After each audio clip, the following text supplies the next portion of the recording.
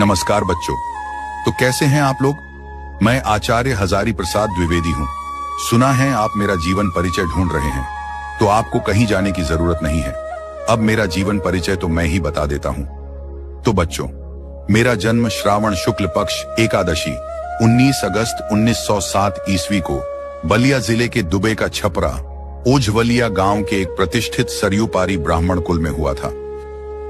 मेरे पिता का नाम अनमोल द्विवेदी था।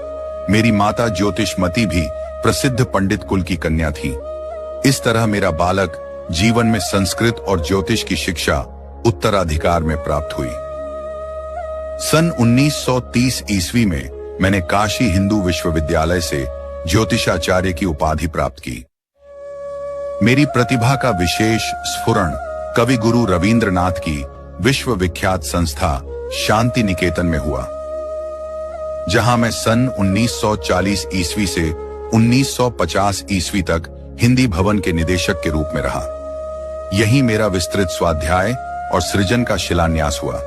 सन 1949 ईस्वी में लखनऊ विश्वविद्यालय ने मुझे डीजियो लिटजिरो की उपाधि से सम्मानित किया।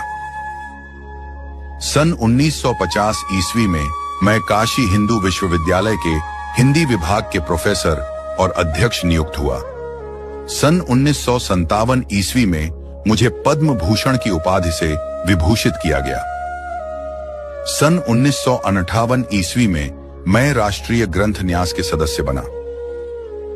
मैं कई वर्षों तक काशी नागरी प्रचारिणी सभा के उपसभापति, खोज विभाग के निर्देशक तथा नागरी प्रचारिणी पत्रिका के संपादक रहा।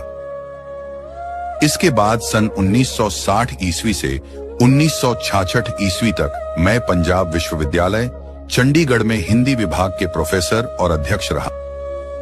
तत्पश्चात मैंने भारत सरकार की हिंदी संबंधी विविध योजनाओं का दायित्व ग्रहण किया।